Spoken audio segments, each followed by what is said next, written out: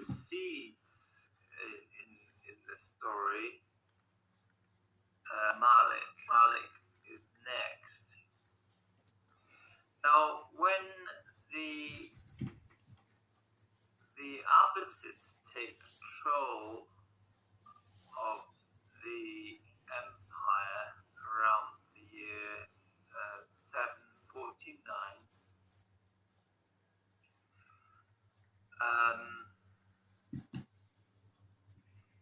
Abu Hanifa very quickly is put into prison, and he's left to rot and die in prison. He's not allowed to be fed. He dies in prison, eating food from other inmates, like, for example, the founder of a type of correct Judaism called Anan ben David, who's supposed to have been inspired by Abu Hanifa when he was in prison. Meanwhile, Malik became the golden boy of the Abbasid empire, and basically Abbasid Islam sort of started with him. Then they also say that had students like Shafi who also decided to go over and serve the Abbasids, and Shafi's student was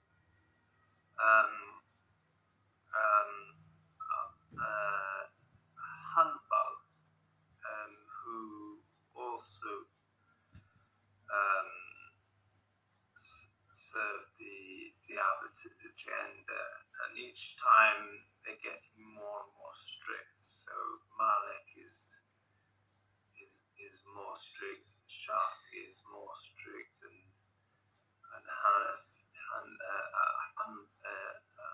Hanbalis are even more strict at the end.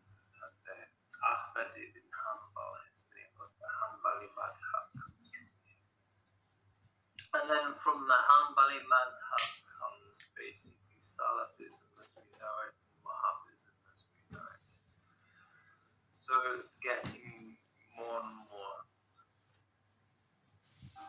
Assalamu alaikum, lieber Bruder, liebe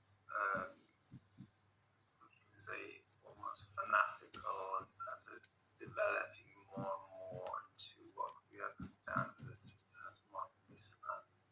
I should just clarify that all of these madhabs are trying to talk about what can we take from hadiths, from narrations, from sayings of other people. What can we take as valid, and what we can't take as valid? So the Maliki madhab from Imam Malik, he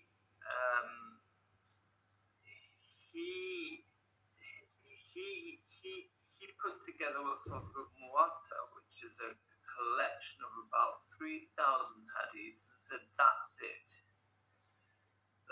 These are the hadiths, these ones are the valid ones, and this is what we're going to follow. This is what I've understood. So, I'm open to correction on this. But as far as I've understood, he put together this Muwatta, which is a collection of hadiths. And he said, these are our hadiths, we'll go with these, we'll base our understanding of the religion on these hadiths. Then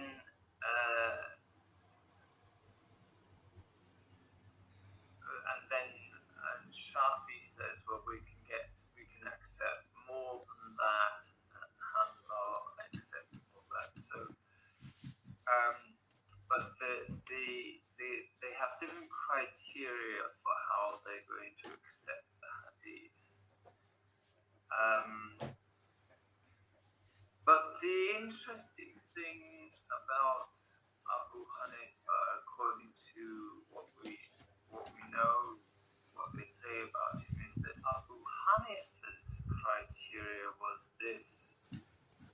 He said that we can accept any hadith which does not cause contradiction in the Quran, in our understanding of, as the Quran would explain itself. If it doesn't cause contradiction in the Quran and it doesn't contradict the Quran, then we can accept it as a description of what might have been happening. And this actually is very interesting because it's significantly different.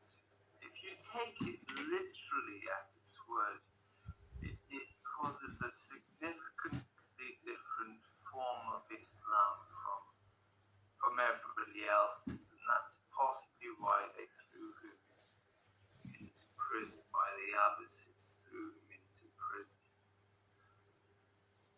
And of course, the story is that this form of Karaite Judaism he's actually the father of a form of Karaite Judaism through his contact with Anand and David.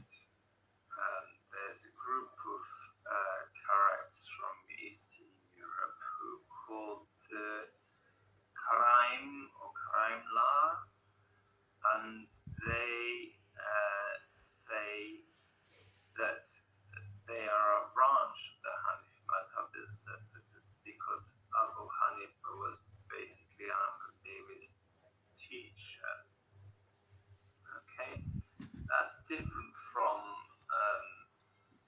what other Karaites say, and it's not a mainstream view among them, but that is what the ones from Crimea actually say. So that's interesting because it makes a kind of a connection between Karaites and Imam Abu Hanifa himself, who was essentially the sort of the representative of the late Umayyad religion. So the late Umayyad religion is basically represented by him, and that's also confirmed by the fact that the Umayyads survived in Andalusia, and they were Hanafis as well. So that is also sort of confirmed. And again, it was the Hanafi madhab most survived amongst the Turks in the far north. The Seljuks, when they came back down, they brought back the Hanafi madhab, which had been sort of crushed out of existence by the Abbasids. And because of their total war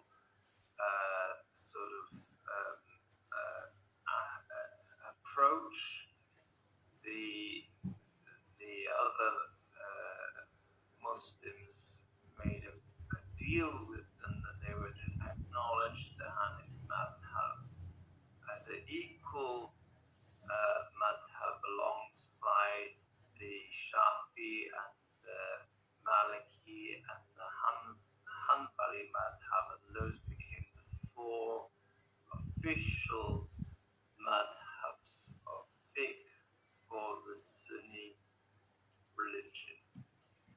So it wasn't accepted and wasn't popular with the Abbasids, but because of the Seljuks and the total war that they brought with them, it was restored.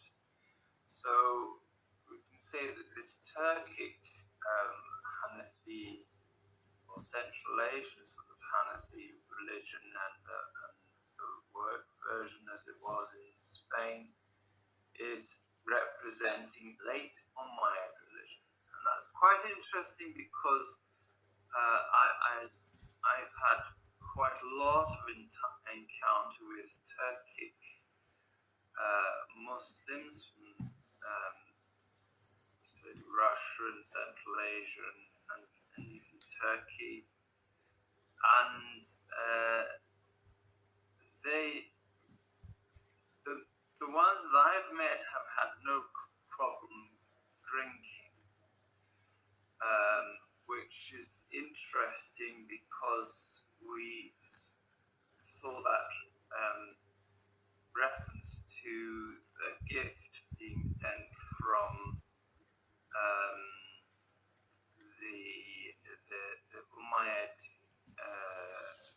Caliph to the Chinese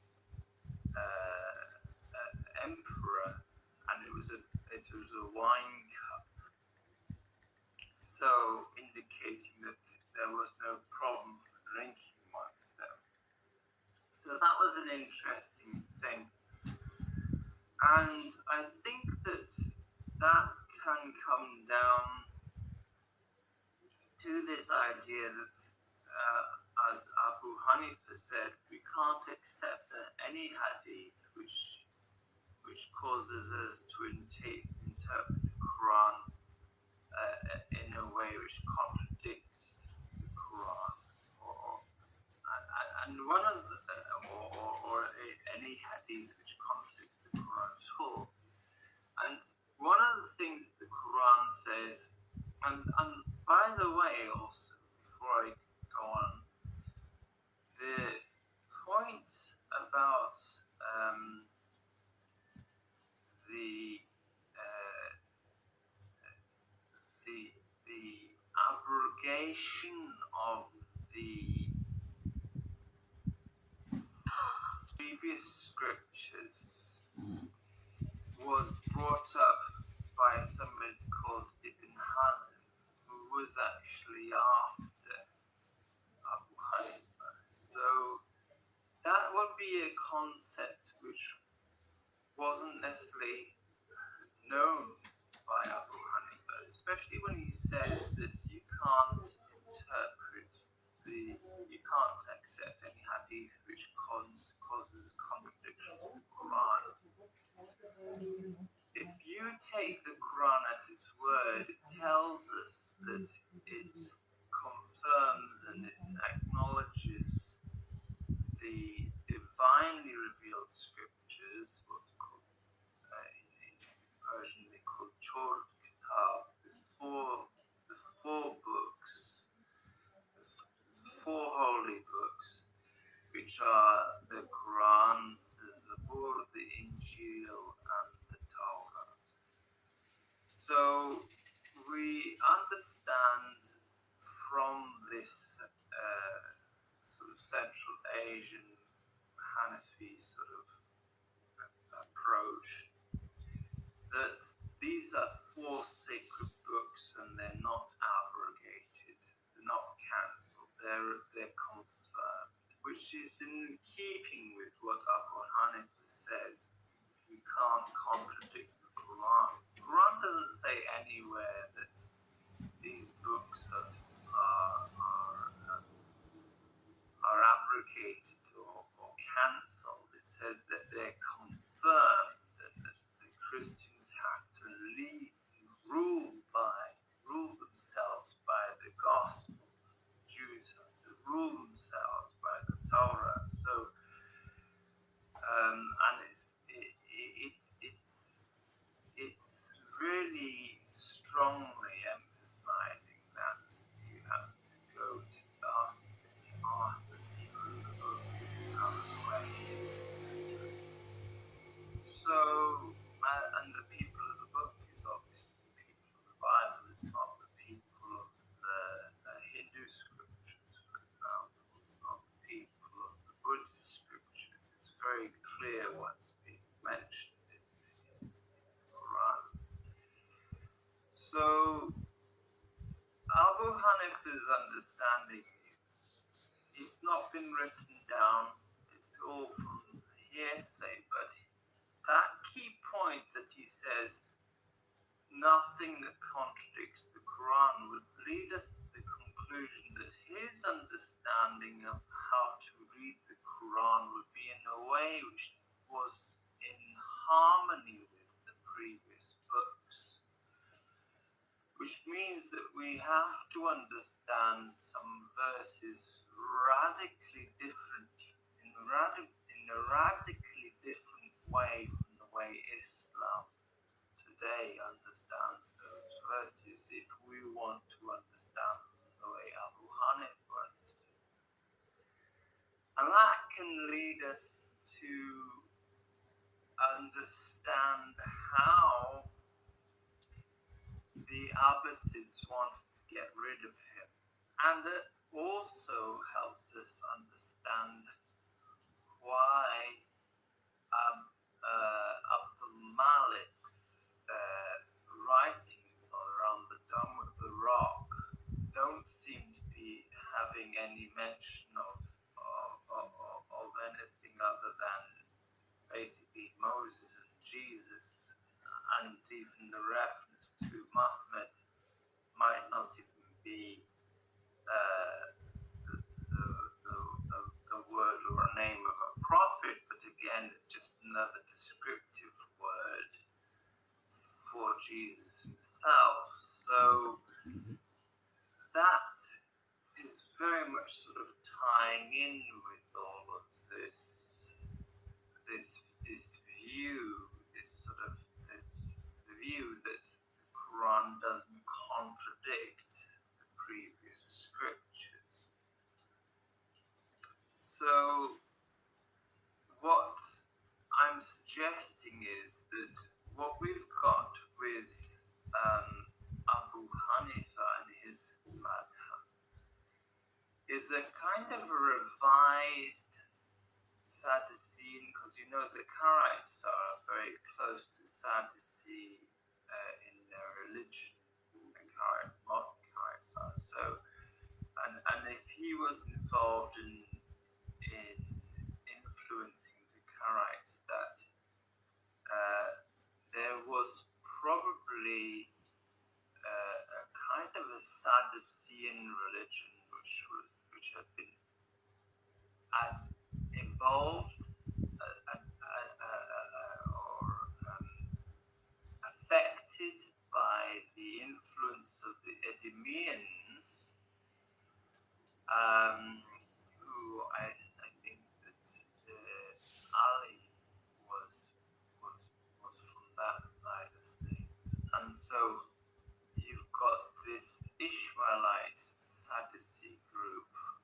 I've explained before the relationship between Ishmaelites and Sadducees, who were influenced by Edomian people like Ali, and had a revised Ishmaelite Sadducee religion,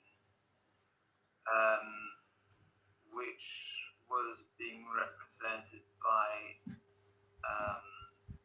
Abu Hanifa towards the end, which wasn't in contradiction to the scriptures, but had its own sort of developed or adopted from the Edomians some Mishnah, and developed its own sort of approach to things, a kind of a early kind approach, I can't say early kind, Sadducean religion, which was then influential upon Anand and David when he met Abu Hanifa in prison and learned how he could establish a form of Judaism which would get off the hook from the punishment which Anand and David was facing. So Anand and David went out and, taking Abu Hanifa's advice, presented his ideas to the Caliph and was allowed to start his own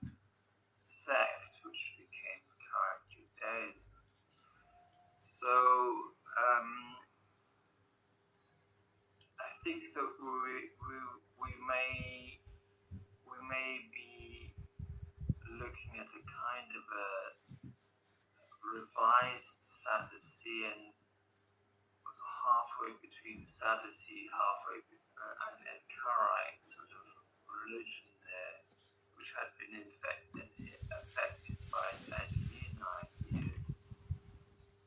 And that is what Abu Hanifa was representing. And I think what I'm trying to say is that if you just take that one sentence again and again and really apply it rationally and say nothing that contradicts the Quran, we don't accept any interpretation which contradicts the Quran, is you can throw away a lot of the Sirah. You can throw away a lot of the way modern Islamic religion is. You don't have to follow it in the way that all the other madhabs are doing it. You can literally look at the Quran and say, okay, this is supposed to be in harmony with the previous books. That's what it says. So let me try and understand it in a way that would be in harmony with those previous books. And that is the Ishmaelite religion that I will follow if you were an Ishmaelite. So I'm suggesting that's a possible way of approaching things. Okay, so that's all I've got to say on the matter.